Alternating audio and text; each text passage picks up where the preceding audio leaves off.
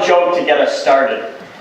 A Nobel Prize winner, an old pastor, and a Boy Scout were flying across the Atlantic when the pilot came bursting through the door and announced, "We've lost both engines, and there are only 3 parachutes on the plane. I only received my pilot's license last month, and I still have a lot of people to serve. I simply have to live."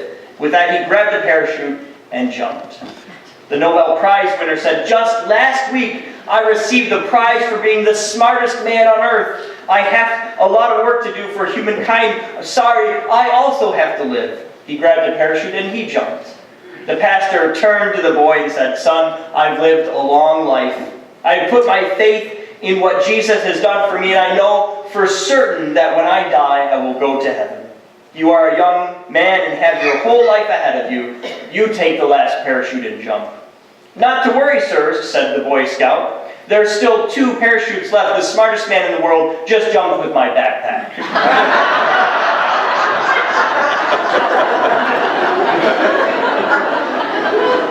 Today we're looking at animal suffering and care for creation. There are lots of things we could talk about on this topic. Some immediately think of their pets, like we talked about with the children. Others have concern over their diets and how much meat is consumed. Vegetarianism and veganism are 2 responses to the industrialization of farming and some of the cruel practices that happen in that context. We could also talk about hunting today.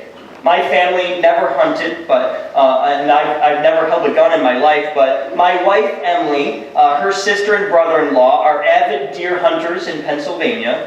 They process the meat and eat all year on what they hunt. Some find this acceptable, while others cringe at the thought. But perhaps most controversial of all is not hunting animals for food, but hunting them for sport. One situation you may have heard of over the summer involved a dentist from Minnesota killing a beloved African lion named Cecil. Apparently he lured Cecil the lion out of a protected wildlife sanctuary in Zimbabwe by dragging dead meat behind a car. Then he used a bow and arrow to kill the lion. Many were up in arms over the story, calling for the man to be fined or imprisoned. Some even said that he should be hanged for what he did. How do we, as Christians, respond to those who abuse and kill animals for sport? As I prepared for this sermon, Emily shared with me a story that floored me. She tends to be an animal lover, which makes sense with her Mennonite Pennsylvania roots. But the story she shared changed her opinion on the question of hunting quite dramatically. And I want to share that with you today. It starts in Salt Lake City. We may have the Super Bowl this evening, but it's nothing compared to the Super Bowl of hunting. It's called the Western Hunting and Conservation Expo. There are 40,000 people with gun manufacturers, bow hunting equipment, duck collars, camo gear, everything you could think of for hunting. It's there. They had it at this convention. But the amazing thing about walking around and talking with these people is that if you ask them about the ethics of hunting, they would tell you that if it weren't for them, there would be no animals. Animals would go extinct. That doesn't seem right, does it? So how could they make this statement? How could they think that by hunting animals, they're actually saving them? Well, it comes down to how conservation works in this world, and no case is more blatant than that of the African black rhinoceros. Corey Knowlton was at a hunting and conservation expo. He was asked by a friend to bid on what's called a tag for an animal. That means you purchase the rights to hunt an animal in a state or country. The tags are auctioned off for tens of thousands of dollars, maybe even hundreds of thousands of dollars.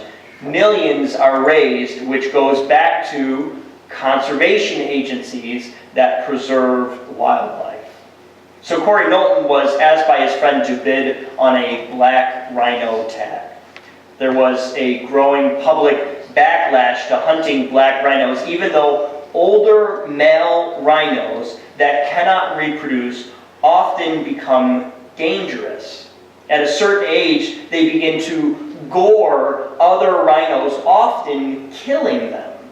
Conservationists have found that the best solution is to auction off the rights to hunt these rhinos, raising money for conservation and saving the lives of these other young endangered rhinos. So Corey helped out his friend and gave a minimum bid on the rhino tag. It turns out his minimum bid won, and within 48 hours his name was spread across the news as a monster hunting an endangered species. People said horrendous things about him. They started threatening him, saying they hoped the rhino ripped him in half, that they would burn his house down, murder him, and do unspeakable things to his family. All that for helping a friend, raising money for conservation, and helping an endangered species to thrive. My heart breaks for Corey. He grew up poor, and his dad worked just about every day of his life.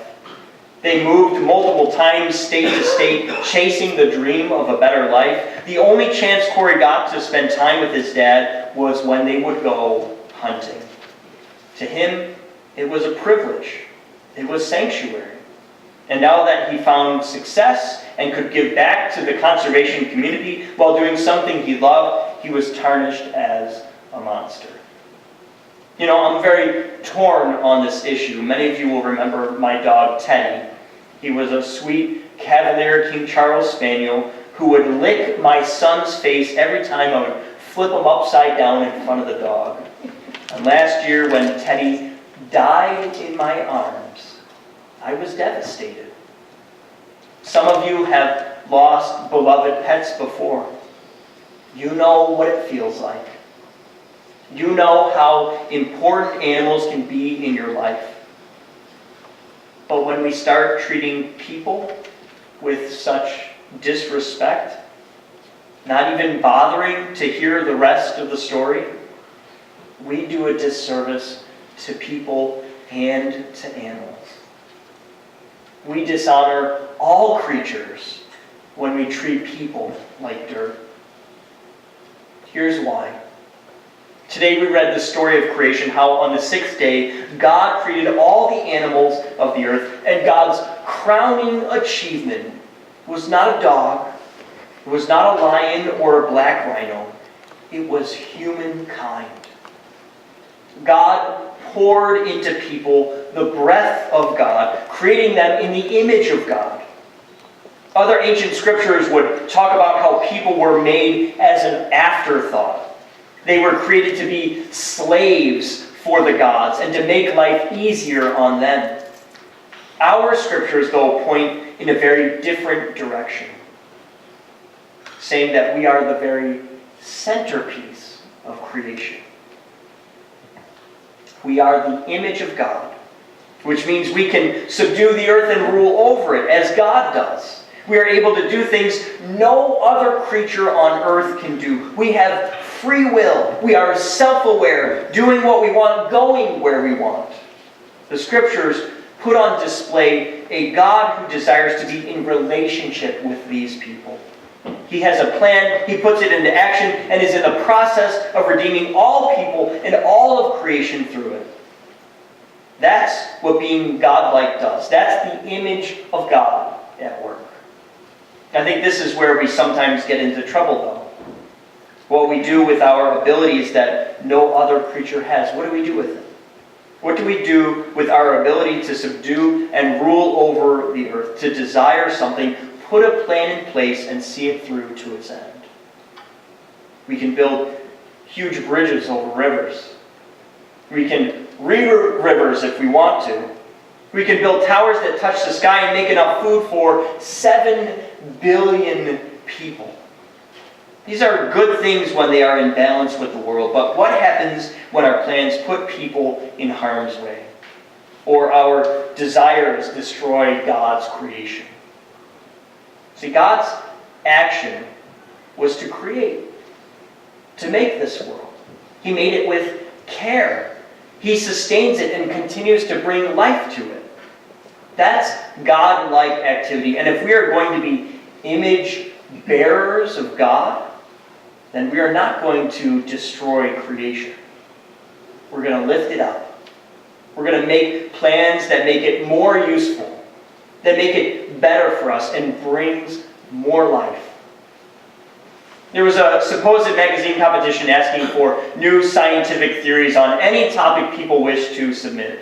And the winner shared a theory on perpetual motion and energy. The submitter said that since cats always land on their feet, and bread always lands butter side down, if you strap enough buttered toast to enough cats, you'll solve the Earth's energy crisis. See, that's making things better. That's bringing life out of chaos, isn't it? God creates, cares for, and loves this world. If we are going to bear the image of God, we too ought to create, care for, and love this world. Our treatment of animals can't just be frivolous. It's got to sustain what God has given us. The point is to bring life in all things, in all times, and in all places. There's this little story about Jesus in Luke 14 where Jesus asks, "Which of you, having a son or an ox that has fallen into a well on the Sabbath day, will not immediately pull him out?" The unspoken answer, of course, is that everyone would do that. The Jewish people knew that resting on the Sabbath, the seventh day, was important. They weren't allowed to walk more than a few miles or do any work. But they realized that an ox was a person's livelihood, and thus was more important than Sabbath laws. That saving a son was more important than any rules. The same is true for us today. The goal is to bring life. The rules we were taught are not as important as bringing life into this world. So what should we do? How do we live as bearers of God's image? We should care for people. Listen to them and their perspective to understand their values, even if they choose something we wouldn't choose for ourselves. We avoid institutions that are destructive. I think of puppy mills, farms that injure and maim animals in terrible ways, companies that refuse decent health care options for their employees. These are all things that hurt instead of help. We may disagree with each other on whether it's okay to hunt animals or not, but we ought to be allies in sustaining the creation. This is God's world, entrusted to us. We care for God's world as though we made it ourselves, for we are the image of God in this world.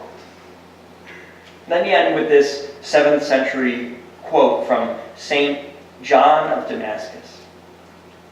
He said, "I worship the Creator of matter, who became matter for my sake, who willed to make his home in matter, who worked out my salvation through matter.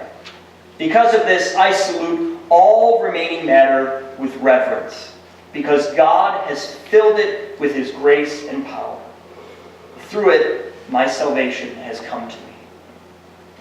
We live in the seventh day, the day after creation. All matter is filled with God's grace and power.